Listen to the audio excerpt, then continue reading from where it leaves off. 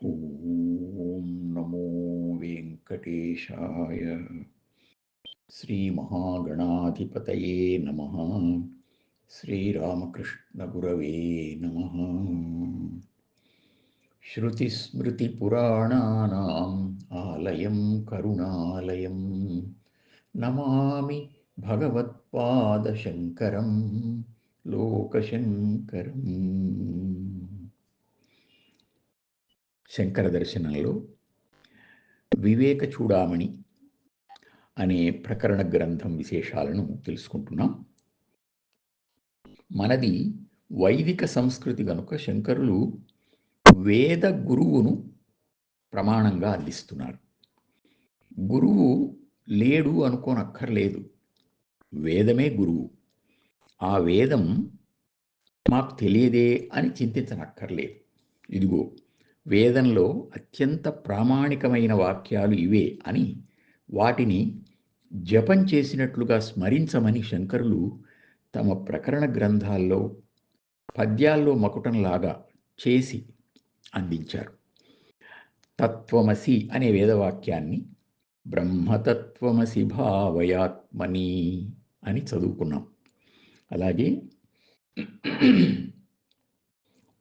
ఏకమేవ అద్వితీయం బ్రహ్మ అని ఛాందోగ్య ఉపనిషత్తులో, నేహ నానాస్తి కించన అని బృహదారణ్యకోపనిషత్తులో ఈ రెండు వేదవాక్యాలను మకుటంగా చేసి 7 శ్లోకాలలో వివరించారు శంకరులు.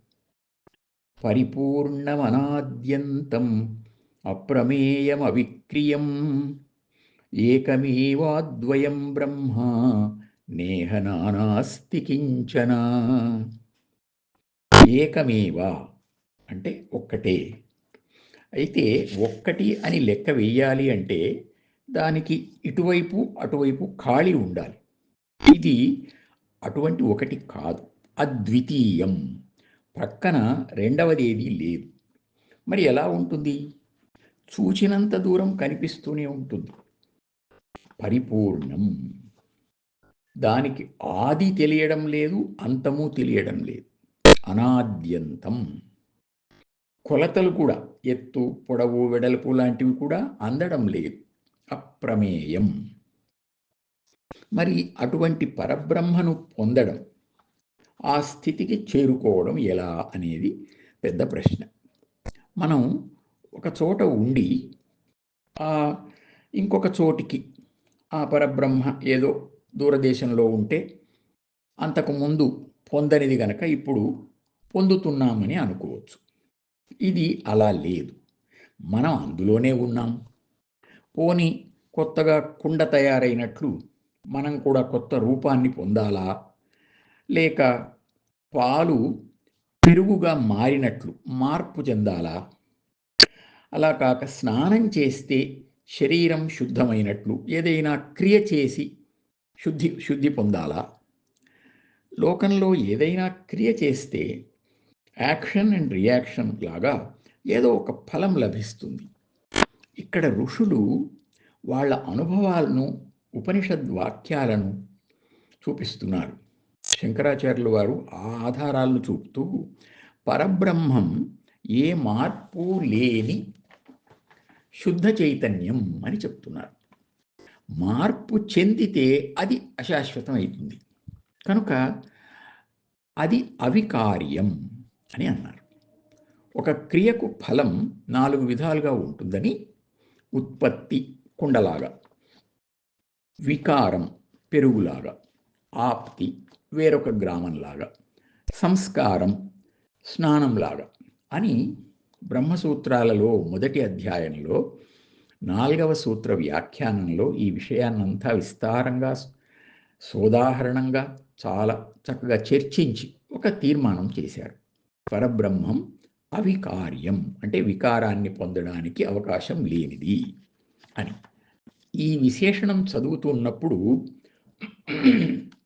మనకు అదంతా జ్ఞాపకం వస్తుంది అన్నమాట. ఈ విషయాన్నే చివరి వేదవాక్యం బలపరుస్తూ ఉంది. నేహ నానాస్తి కించన అని. నానా విధాలుగా అనేక స్థితులుగా ఏది ఇక్కడ ఈ పరబ్రహ్మంలో లేదు. నా అంటే లేదు, ఇహ ఇక్కడ, నానా అస్తి కించన ఏ కొంచెం కూడా భిన్నమైంది ఏదీ లేదు, ఇది పరిపూర్ణం అని చెప్పారు. పరిపూర్ణమనాద్యంతం అప్రమేయమవిక్రియం ఏకమేవ అద్వయం బ్రహ్మ నేహ నానాస్తి కించన.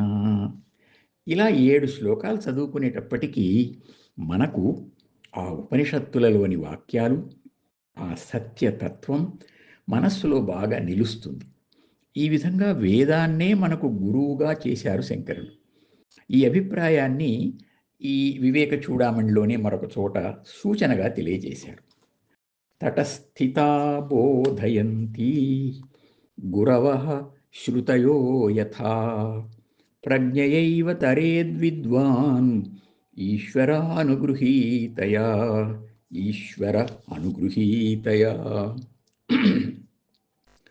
సంసార సముద్రాన్ని దాటి ఆవలి ఒడ్డు మీద ఉన్న గురువులు వేదాలలాగా జ్ఞానబోధ చేస్తారు అని. ఆ జ్ఞానాన్ని పొందిన శిష్యుడు ఈశ్వరానుగ్రహంతో కూడిన తన ప్రజ్ఞ చేతనే సంసార సముద్రాన్ని దాటాలి అని. తన ప్రయత్నం కూడా ఉండాలి, ఈశ్వరానుగ్రహం కూడా లభించాలి. ఈ విధంగా తరించిన శిష్యుడు తన అనుభవాన్ని గురువుకు వివరించే ఘట్టం చాలా విస్తారంగా 482 నుండి 520 దాకా చక్కగా వివరించబడింది. అందులో మొదటి శ్లోకం, బుద్ధిర్వినష్టా గళితా ప్రవృత్తి బ్రహ్మాత్మనోరేకతయాధిగత్య ఇదం న జానేప్యనిదం న జానే కిం వా కియద్వా సుఖమస్య పారం. ఏకత్వ స్థితిని పొందినందువల్ల దృక్ దృశ్య ద్రష్టృ త్రిపుటి బుద్ధి కూడా తొలగిపోయింది. కనిపించే ఈ ప్రపంచం, కనిపించని ఆ ప్రపంచం వంటి భేదమేది తెలియడం లేదు. ఈ సుఖం ఏమిటి, ఎంత, దీని పారమేది, ఇవేవి అందడం లేదు, అంతా ఏక సుఖంగా ఉంది అని భావం. కనుక గళితా ప్రవృత్తి, ఇక చేయవలసిందేమీ లేదు అన్నది ఆయన స్థితి. ఈ స్థితిని పొందిన తరువాత ఇక తిరిగి లౌకిక బంధంలోకి రాకుండా స్థిరంగా ఉండే ఒకానొక అద్భుత స్థితిని వివేక చూడామణిలో 522వ శ్లోకం నుండి 576వ శ్లోకం వరకు వర్ణించారు శంకరులు. కస్తాం పరానందరసానుభూతిం ఉత్సృజ్య శూన్యేషు రమేత విద్వాన్ చంద్రే మహాహ్లాదిని దీప్యమానే చిత్రేందుమాలోకయితుం కైచ్ఛేత్ అని అన్నారు. ఆ పరమానంద రసానుభూతి ఆహ్లాదకరమైన చంద్రుని ప్రకాశం వంటిది.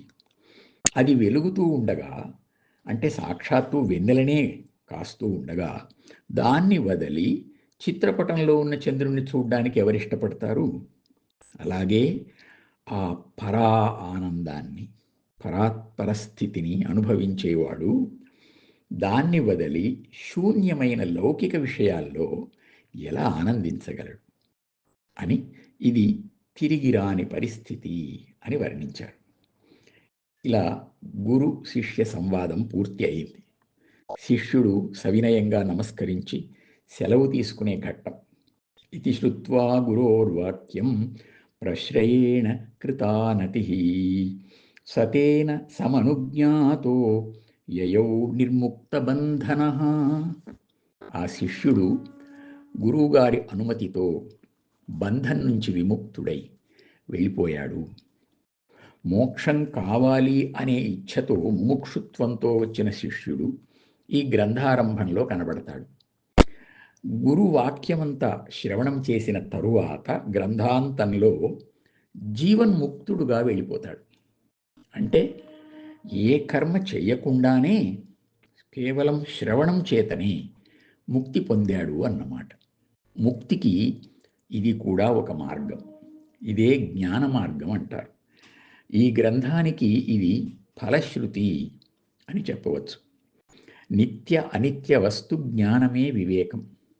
ఆ వివేకాన్ని కలిగించడంలో ఈ గ్రంథం నిజంగా తలమానికమే. అందువల్లనే ఇది వివేక చూడామణి. ఓం నమో వెంకటేశాయ.